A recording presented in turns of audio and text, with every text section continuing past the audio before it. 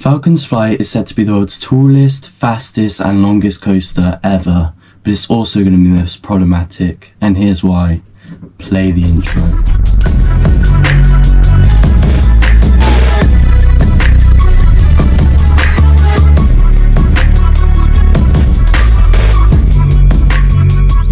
First revealed in 2019 at standing over 600 foot, going over 150 miles an hour, this ride was said to be the world's fastest, longest and tallest in the world. Everyone doubted it opening when it was first revealed in late 2019, including myself. We had never seen anything this large scale be executed before. There had always been talks for a 600 foot or over 600 foot coaster, but we never thought it would become a reality. But with LSM launches getting stronger by the day, this coaster has finally been constructed. Now that the track is complete, I'm so excited to ride this thing. Testing should commence in a couple months, as the trains have now been revealed and they look insane. Since this ride is such large scale, the testing will take a long time, and I'm expecting this ride to open late 2025, maybe early 2026, depending if they run into any issues. Which is where my first point comes in. I believe this ride will have a lot of issues during testing, and I don't think it'll be a very straightforward process. This Intamin creation is their biggest project to date, and a coaster on such a large scale over 600 foot is going to take a long time to test. Falcons Flight is arguably going to be the best coaster in the world, and it's definitely going to be the most intense and insane. Everybody is going to want to go to Six Flags Qiddiya to ride this thing on opening day. And if I was you, I would get out there as soon as possible, because I don't see this thing being open very long. And that's what I'm talking about in this video. This ride is going to have a lot of issues over the years, a lot of issues before it even opens, and it's going to be the most trouble coaster in the world.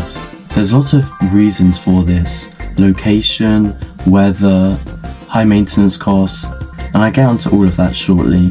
But I just want to say, if you haven't already, please consider subscribing. It would mean a lot to me. But anyways, starting off with my first reason why this ride is going to be problematic is its location. If you don't already know, Falcons Flight is going to be located at Six Flags Qiddiya in Saudi Arabia. It is a 525 foot drop off a cliff into an LSM launch into an over 600 foot airtime hill. With the location being inside a desert, I don't see this ride being open much. As this ride is so tall, it has to have windscreens throughout the whole train, shown in the train design. And as it's over 600 foot with nothing blocking the wind around it, it's going to be very windy in the middle of a desert.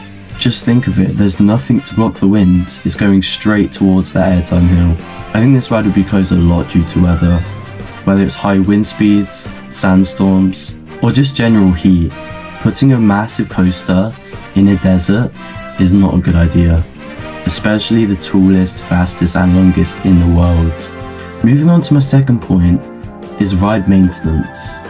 As this coaster is so extreme, lots of people are going to be scared to ride it, which means most of the time it will have little to no queue apart from opening day. It means eventually it will just be cheaper to close it and keep it shut than to open it at all. As these LSM launches are going to take a lot of power, and so it's going to take a lot of maintenance to just keep open. We've seen this with King Dakar, which also closed because of maintenance issues. It cost so much to run that ride that they had to close it. And which company was that? Six Flags, the same company opening this coaster. But again, maintenance cost isn't a big issue. They're going to have bigger problems on their hands, such as the extreme heat in Qiddiya, meaning this ride might not even be able to operate in certain heats. As it is in the middle of the desert, a lot of the time it's not going to be open because of the extreme heat. This could also cause the track and the supports to expand and possibly crack. I'm sure Intamin have thought all around this, but I think they are really underestimating the heat of this ride, coming from all the launches, all the LSMs, all of the wheels and all of the track. Just think, this ride getting sent 150 miles an hour multiple times a day on some extremely hot track with rubber wheels? Yeah, no. We've also seen fast-paced rides like this cause the injury, such as Dododompe, which broke many bones and ended up closed and ripped out. I really do believe this ride's gonna last a couple years at most before it's completely closed and left abandoned. You may think I'm being extreme, but a ride this big is going to cost a lot to operate, and if it has any major issues, or even minor, Six Flags are not going to want to risk opening it. Since it's such a big corporation, any incident with this ride would cause a massive effect across all of their parks. And if any minor incident was to happen, it would be all over the news, and any incident on it would also be made worse since of the sheer height and speed of this thing.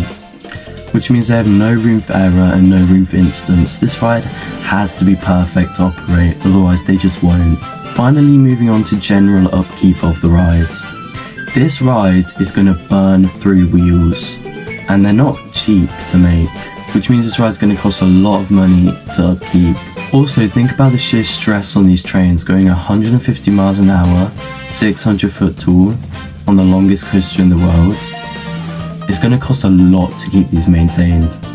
And just like we saw with other rides, if Six Flags see that this is a high maintaining ride, they're just going to close it.